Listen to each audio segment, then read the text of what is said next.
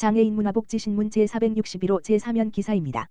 고양시 2025년 달라지는 복지제도 시민 행복 최우선 맞춤형 복지도시 실현 고양 특례시 시장 이동환 가 시민 삶의 질 향상을 위해 복지 정책을 꾸준히 개선, 확대하고 사회적 약자를 더욱 두텁게 지원하겠다고 밝혔다.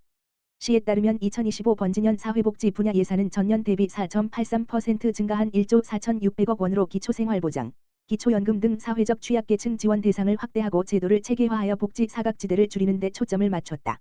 이동환 고양특례시장은 올 한 해 취약계층 지원과 지역사회 돌봄을 강화하고 고독사 예방과 관리 체계를 구축하는 등 맞춤형 합리적 복지 구현을 목표로 한 걸음 더 나아가겠다고 말했다. 오른쪽을 가리키는 까만 삼각형 기준 중위소득 인상, 생계급여 제도 개선, 저소득 한부모 가족 양육비 증가. 2025년 기준 중위소득은 맞춤형 급여 체제로 전환된 2015년 이후 역대 최대 증가율을 보였다. 4인 가구 기준으로 지난해 572만 9,913원 대비 6.42% 인상된 609만 7,773원. 생계 의료 주거 교육급여를 포함한 전체 수급 가구의 약 74%를 차지하는 1인 가구 기준은 작년 222만 8,445원 대비 7.34% 인상된 239만 2,013원으로 결정됐다. 또한 수급 대상 확대를 위해 생계급여 제도 개선을 적극 추진한다. 일반 재산 환산율 4.17%을 적용하는 자동차 재산 기준은 2000cc 500만 원 미만으로 완화, 부양 의무자 기준은 연소득 1.3억 원, 재산 12억 초과로 완화됐다. 근로사업소득공제는 일반 수급자 대상 30%를 적용, 65세 이상 노인은 20만 원 플러스 30% 추가 공제를 적용한다. 자녀당 월 21만 원이 지원되던 저소득 한부모 가족 아동양육비는 월 23만 원으로 인상된다. 가구주가 24세 미만인 청소년 한부모 가족의 경우 아동양육비가 월 35만 원에서 37만 원으로 늘어난다. 또 중고등학생에게만 지원되던 연 9.3만 원 학용품비를 초등학생까지 확대 지원한다. 아울러 저소득층, 수급자, 차상위, 한부모 가족, 여성 청소년을 위한 생리용품 바우처 지원 금액은 월 13,000원에서 14,000원, 연 최대 16만 8천원으로 변경돼 작년 대비 8% 인상됐다. 한편 취약계층 아동이 사회 진출 시 초기 비용 마련을 위한 디딤씨앗 통장 가입 대상을 당초 기초생활수급 아동과 보호대상 아동에서 차상위 계층과 한부모 가정 아동까지 확대하여 적극 지원한다. 대상자 확대로 약 3천여 명 아동이 추가적 경제적 지원을 받을 수 있을 것으로 예상된다. 오른쪽을 가리키는 까만 삼각형 누구나 돌봄, 언제나 어린이집 운영 시작, 발달재활 서비스 등 장애인 복지 확대. 올해부터 생활돌봄, 동행돌봄, 주거안전 등 다양한 분야에서 기존 돌봄 공백을 보완하는 누구나 돌봄 사업이 시작된다. 1인당 연간 150만 원 한도 내에서 소득 수준에 따라 기준 중위소득 120% 이하는 이용료 전액, 120% 초과 150% 이하는 이용료의 50%를 지원받아 이용 가능하며 150%를 초과하는 경우에도 자부담으로 이용이 가능하다. 양육부담 해소와 돌봄 서비스를 강화하기 위한 아이돌봄 서비스 이용요금 정부 지원 대상은 기준 중위소득 150% 이하 가구에서 200% 이하 가구까지 확대 지원한다. 또한 일시적이고 긴급한 상황 발생 시 365일 스문의 시간 언제든지 안심하고 자녀를 맡길 수 있는 언제나 어린이집을 신규 지정해 3월부터 운영할 계획이다. 언제나 어린이집은 경기도 내 거주하는 생후 6개월에서 7세, 취학 전 영유아, 아동을 대상으로 일시적 긴급 보육 필요시 신청 가능하다. 새벽 주말 공휴일 보육도 지원해 보육 사각지대 해소에 기여할 예정이다. 시간제 보육 제공기관은 2025년까지 독립반 9개 반, 통합반 38개 반으로 늘려 시간제 보육에 대한 접근성을 개선하고 보육 부담을 덜어줄 방침이다. 한편 성장기 미등록 장애 아동의 행동 발달을 지원하기 위해 발달재활 서비스 지원 연령을 6세에서 9세 미만으로 확대한다. 오는 7월부터는 장애인 자립생활지원센터가 장애인 복지시설로 편입된다. 장애인 복지법 규정을 적용받게 돼 법적 보호와 권리 보장이 강화되고 센터 운영에 대한 체계적 관리와 감독이 이루어져 서비스 품질과 투명성이 높아질 것으로 기대된다. 오른쪽을 가리키는 까만 삼각형 기초연금 2.6% 인상, 장기요양기관 지정갱신제 도입, 고독사 예방 사업 강화. 65세 이상 기초연금은 지난해 대비 2.6% 인상돼 단독가구 기준 최대 34만 3,510원, 8,700원 증가, 부부가구 기준 최대 54만 9,600원, 1만 3,920원 증가를 지원한다. 또한 지정일 기준 6년이 도래한 장기요양기관을 대상으로 지정갱신제를 도입한다. 갱신을 위한 재심사 항목은 행정처분 이력, 시설 및 인력 준수 여부, 급여 제공 이력, 국민건강보험공단 평가 결과 등이다.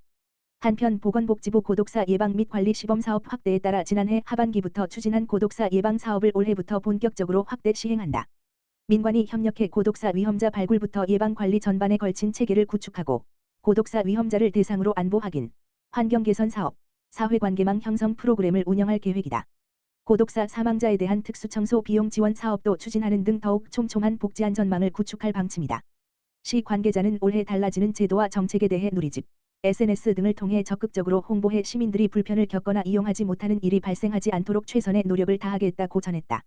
고양시 장애인복지위원회 정기회의 개최. 고양 특례시 시장 이동환은 지난 26일 고양시 장애인복지위원회 정기회의를 개최했다고 밝혔다. 고양시 장애인복지위원회는 고양시장, 위원장, 장애인 당사자, 대학 교수, 장애인 전문가, 장애인 단체장, 장애인 시설 종사자 등 15명으로 구성돼 있다. 위원회는 장애인 복지 시책 수립, 관련 사업 기획 조사 실시 등의 필요 사항을 심의하고 제도 개선을 위한 의결을 담당하는 중요한 역할을 하고 있다. 이번 회의에서는 2024년 장애인 복지 사업에 대한 전반적인 보고 평가에 이어 2025년 신규 사업에 대한 구체적인 제안과 논의가 진행됐다. 시 관계자는 장애인복지위원회에서 제시된 다양한 의견을 토대로 장애인의 장애 유형별, 생애 주기별 다양한 욕구에 부합하는 장애인 복지 정책을 지속적으로 발굴하고 시정에 반영할 것이라며 장애인이 차별 없이 함께 성장할 수 있는 고양시를 만들기 위해 장애인복지위원회와 긴밀히 협력하겠다라고 밝혔다. 서태원 가평군수 새해 군민 중심의 성장 비전 발표. 가평군이 2025년을 더 큰 성장과 변화의 열매를 체감하는 원년으로 강조하며 군민 중심의 성장 비전을 제시했다.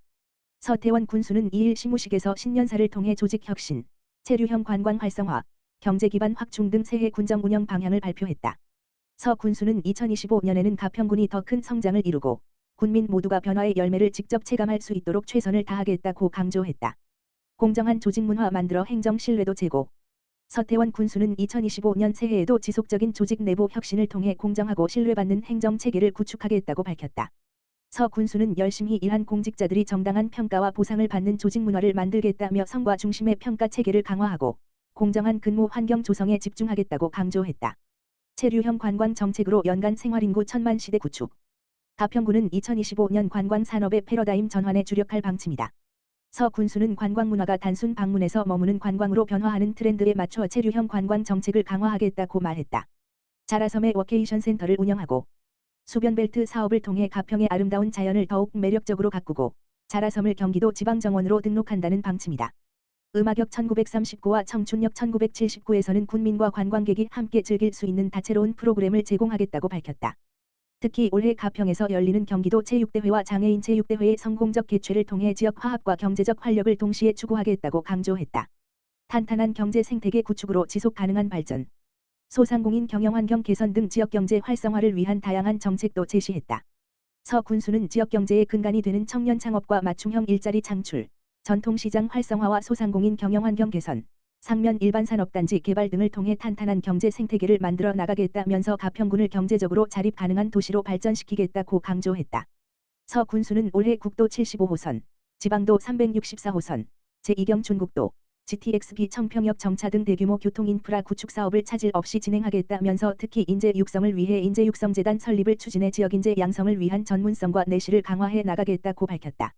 소통 강화를 통한 따뜻한 행정과 복지 실현. 군민들과의 소통 강화를 통해 행정의 신뢰도를 높이고 따뜻한 복지 정책을 실현하겠다는 방침도 제시했다. 이를 위해 군민과 소통하는 자리를 정기적으로 마련하고 모든 정책에 군민의 의견을 적극 반영할 계획이다. 특히 소외된 이웃과 취약계층을 위한 복지 서비스를 강화해 모두가 함께 웃을 수 있는 따뜻한 공동체를 만들어 나갈 방침이다. 또한 파크골프장, 북면소통센터, 가평이음터 등 주민들의 쉼터와 교류 공간 확충에도 주력해 주민소통과 생활복지를 확대해 나갈 계획이다. 서 군수는 신년사를 마무리하며 우리는 과거 여러 번의 위기를 성공적으로 극복해 온 저력이 있고 서로를 믿고 협력한다면 그 어떤 위기도 극복할 수 있을 것이라며 자연을 경제로 꽃피우는 도시 건설을 위해 가평군의 모든 공직자는 항상 군민 여러분과 함께 하겠다고 다짐했다. 과천시 장애인복지관 2024년 장애인활동지원 품질평가 최우수기관 선정.